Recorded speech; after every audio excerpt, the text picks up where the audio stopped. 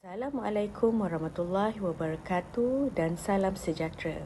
Pada hari ini, kumpulan kami akan membentangkan tajuk duty access di negara Kenya. Kenya atau dikenali dengan Republik Kenya iaitu sebuah negara di Afrika Timur yang memegang sebahagian besar ekonomi di negara Afrika Timur. Duty access adalah salah satu cukai yang dikenakan ke atas urusan jual beli barangan import maupun barangan tempatan tertentu yang berada dalam kawalan oleh sesebuah negara kepada rakyatnya. Duty access merupakan antara cukai yang tertinggi di dunia. Hal ini menjadikan barangan import dan kereta import dari luar negara sangat mahal bagi pengguna tempatan. Pada Mac 1996, Presiden Kenya bersepakat bersama Uganda dan juga Tanzania telah menubuhkan semula Komuniti Afrika Timur di mana perubahan ini bertujuan untuk menentukan takrif cukai, menetapkan rejim kastam, menetapkan pergerakan sepadan dan menambah baik infrastruktur serantau sehinggalah pada Mac 2004 ketiga negara ini dapat mendatangani satu perjanjian iaitu Perjanjian Kastam Union. Duty Access di Kenya telah termaktub dalam The Excess Duty Act 2015 yang juga telah disemak pada edisi 2022 dan dikenakan ke atas barangan dan juga perkhidmatan yang dikeluarkan di Kenya maupun yang diimport ke Kenya seperti yang dinyatakan dalam jadual pertama Akta Duty Access 2015. Duty excise adalah salah satu dari senarai cukai-cukai utama sesebuah negara. Duty excise ini adalah bayaran atau sumbangan wajib daripada pihak pembeli melalui orang tengah iaitu penjual kepada pihak kerajaan. Bayaran duty excise ini adalah wajib dikenakan pada senarai barangan import dan perkhidmatan yang dinyatakan dalam Akta Duty Excise. Duty excise ini merupakan sejenis cukai tidak langsung kerana cukai ini dikutip oleh pihak tengah bagi pihak pembeli yang menanggung beban ekonomi mutlak. Pihak tengah iaitu penjual memfailkan penyata cukai dan seterusnya mengemukakan penyata cukai tersebut kepada agensi kerajaan terlibat. Oleh itu, harga kereta import yang lebih mahal dari harga asal kerana terdapat kos duty excise termasuk dengan kos-kos lain dalam total harga penjualan kereta import tersebut. Perbezaan cukai langsung dengan cukai tidak langsung adalah cukai langsung tidak boleh dialihkan kepada pihak lain untuk ditanggung, manakala cukai tidak langsung seperti duty excise ini boleh dialihkan oleh pihak tengah kepada pihak pembeli. Hasil pungutan duty excise dan lain-lain cukai adalah salah satu cara utama bagi sesebuah negara menjana pendapatan. Setelah itu, pihak kerajaan akan mengagihkan semula kepada rakyat melalui subsidi bahan makanan dan bahan mentah, pembangunan infrastruktur negara, bantuan kepada rakyat yang kurang berkemampuan dan lain-lain lagi. Negara juga menjadikan cukai sebagai salah satu dari instrumen untuk mengawasi inflasi bagi menjamin kestabilan ekonomi negara. Selain itu, penertiban cukai dan duty excise ini dapat menyumbang kepada pertumbuhan ekonomi negara. Begitu juga dengan hasil pungutan duty excise di Kenya. Hasil kutipan duty excise menjana ekonomi Kenya dan membantu dalam pembangunan infrastrukturnya. Seterusnya saya akan menerangkan berkaitan dengan pengelasan cukai dan juga kadar cukai. Teknik bagi klasifikasi duty excise merujuk insiden undang-undang adalah pihak yang ditetapkan oleh undang-undang untuk membuat bayaran duty excise iaitu pihak mengilang atau penjual. Duty excise ini kemudiannya dialihkan oleh pihak pengilang atau penjual kepada pihak pembeli. Di Kenya, bayaran duty excise boleh dikenakan kepada pengilang berlesen, individu berlesen dan juga pengimport berlesen. Merujuk insiden ekonomi yang menanggung kerugian akibat pelaksanaan duty excise ini adalah pihak pembeli kerana barangan boleh melonjak kepada 3 kali ganda mahalnya. Di Kenya, rakyat tempatan dapat digalakkan untuk membeli minuman dan jus tempatan jika mahu membeli produk yang lebih murah. Rakyat juga boleh berhenti merokok dan juga mengurangkan pengambilan arak. Duty excise jatuh dalam kelas cukai tidak langsung, di mana kadar bayaran cukai dikenakan kepada pihak pengilang atau penjual boleh dialihkan kepada pihak pembeli, maka pihak pembeli menanggung yang berlipat kali ganda bagi membeli barangan import tersebut.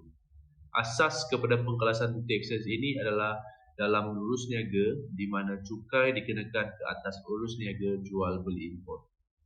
Terusnya, kadar cukai.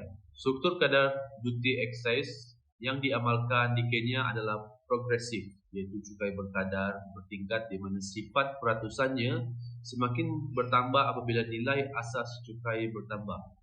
Kadar cukai progresif dalam duty excise yang turut diamalkan di Kenya ini merupakan kadar cukai yang baik, di mana semakin tinggi cukai sur, maka semakin baik sistem cukai dalam merapatkan jurang agihan pendapatan. Prinsip percukaian. Kenya menggunakan prinsip ekuiti menegak dalam melaksanakan duty excise ke atas barangan komoditi seperti kenderaan import, tembakau dan arak, di mana setiap orang perlu menanggung beban yang sama dari bayaran cukai. Dengan cukai yang dibayar adalah bergantung kepada keupayaan membayar oleh pembeli maupun pengeluar. Kutipan cukai yang tinggi oleh kerajaan Kenya ke atas komoditi telah menyumbang kepada hasil pendapatan duty excise yang semakin meningkat dari tahun ke tahun. Keberkesanan pentadbiran dapat menentukan keberkesanan sesuatu pelaksanaan cukai bagi mencapai matlamat kerajaan sama ada menjana pendapatan ataupun mengawal ekonomi dan sosial negara. Kesimpulannya, duty excise yang diperkenalkan adalah berkesan dalam menjana ekonomi Kenya di mana industri pelancongan menyumbang banyak ekonomi Kenya dan telah menjadi hub Timur dan Afrika Tengah bagi perkhidmatan kewangan. Pelaksanaan duty excise di Kenya bersifat progresif, iaitu cukai yang semakin meningkat apabila nilai asas cukai meningkat.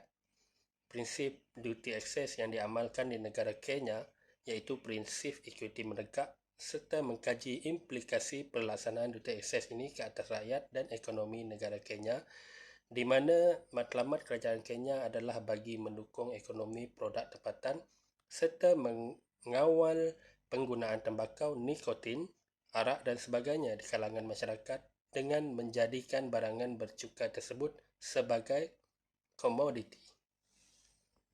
Saya akan menerangkan berkenaan kesan duty excise di negara Kenya. Kesan yang pertama adalah ianya dapat menjana pendapatan negara. Ini kerana melalui duty excise yang dikenakan, negara akan memperoleh keuntungan daripada sesuatu barang. Sebagai contoh, kereta yang diimport dari luar negara Kenya yang masuk ke negara Kenya akan dikenakan duty excise. Duty excise itu akan diperoleh oleh kerajaan dan ianya membolehkan kerajaan bagi menjana pekerjaan dan menyalurkan pendapatan atau untuk bantu rakyat Kenya yang berpendapatan rendah. Okey, yang keduanya ianya dapat mengawal inflasi. Apabila kerajaan menetapkan cukai untuk barangan import terlalu tinggi, penduduk tempatan akan lebih mengutamakan makanan tempatan ataupun produk tempatan. Jadi ini akan menstabilkan lagi ekonomi di negara Kenya.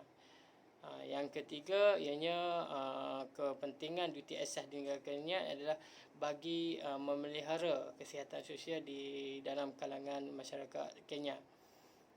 Ini kerana pengambilan nikotin, tembakau dan arak di negara Kenya adalah tinggi. Jadi pihak kerajaan Kenya menetapkan cukai yang tinggi kepada barang-barangan tersebut. Ini akan mengurangkan pengambilan mereka terhadap barang tersebut.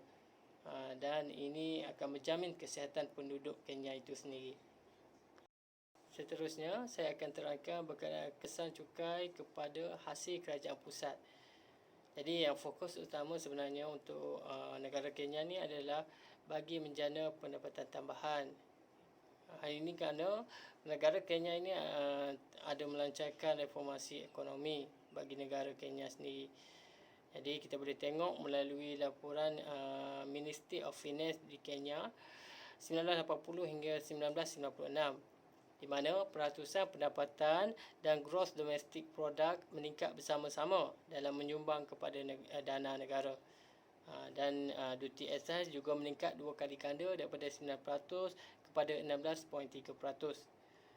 Ini telah menampung produk import keluaran dalam negeri selaras dengan kadar cukai excise, yang mana penukaran kadar ianya mengikut duty at walau rem. Kenya juga berjaya mengawal harga barangan komoditi dengan pelaksanaan duty excise ini serta melaraskan kadar cukai excise dengan kenaikan kos pengeluaran dan inflasi. 4 produk utama sebagai sasaran duty excise ialah produk minyak petroleum, minuman ringan, tembakau dan kereta import. Di samping itu, tiada perbezaan yang jelas di antara duty excise dan cukai jualan kerana kedua-dua cukai yang dikenakan pada kadar yang sangat tinggi pada produk komoditi tersebut. Cuma terdapat perbezaan ketara di mana cukai jualan digunakan untuk pengeluaran domestik dan import, manakala duty excise digunakan untuk pengeluaran domestik sahaja, di mana produk cukai tertakluk kepada kawalan secara fizikal di Jabatan Kastam dan Excise. Pelaksanaan duty excise kepada produk-produk komoditi ini secara tidak langsung mempengaruhi pasaran tempatan untuk berkembang lebih maju lagi dari segi kualiti produk agar dapat memenuhi keinginan dan keperluan rakyat untuk menikmati produk sertani barang import dengan harga yang jauh lebih rendah, di samping menyokong produk tempatan dan merancangkan aktiviti ekonomi dalam negara. Kesan cukai terhadap masyarakat di Kenya. Harga rokok tembakau, rokok elektronik bernikotin yang sangat tinggi telah dikenakan duty excise menjadikan produk-produk ini sebagai produk komoditi kerana masyarakat beralih kepada penggunaan rokok kosong berperisa seperti vape dan seumpamanya. Hal ini telah memberikan kejayaan kepada Kenya dalam memastikan tahap kesihatan rakyatnya terjamin. WHO telah mengiktiraf polisi cukai yang memberikan strategi positif dalam menangani epidemik ketagihan tembakau dengan cara mengurangkan permintaan produk tembakau di Kenya.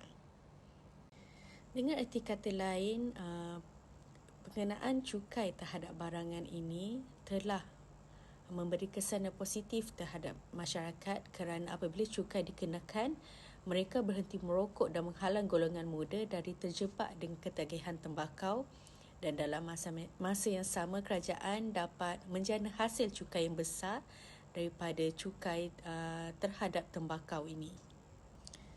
Selain itu, tidak hanya rokok, harga minuman beralkohol juga mahal menjadikan pengambilan dan permintaan terhadap barang ini berkurangan. Kesannya negara Kenya dapat menjayakan program memelihara dan memulihara kesihatan dan juga sosial dalam kalangan masyarakat. Selain itu, duty excise yang tinggi dalam pembelian kereta import pula dapat memberikan pulangan hasil cukai yang tinggi kepada negara. Seterusnya, dengan dana yang dikumpul, maksudnya di sini dengan cukai yang dikutip tersebut, Kenya boleh menjalankan program pembasmian kemiskinan dengan menyediakan peluang pekerjaan yang banyak dalam pelbagai bidang. Kesimpulannya, sistem duty excise ini agak kukuh untuk diamalkan oleh kerajaan Kenya bagi terus menjana pendapatan negara dan untuk pelarasan inflasi tahunan. Duty excise telah jelas dapat membantu ekonomi rakyat tempatan. Asas duty excise hendaklah merangkumi semua pengilang termasuklah pengeluar kecil bagi mengelakkan daripada pemesongan pasaran kepada penggunaan produk yang tidak dikenakan cukai. Penambahbaikan yang boleh dibuat adalah duty excise ini membuat pengecualian kepada minuman botol dan minuman ringan kerana sumbangan dari hasil cukai melalui produk-produk ini terlalu rendah dan dimasukkan di bawah VAT supaya terus dapat memberikan sumbangan kepada hasil pendapatan negara Kenya.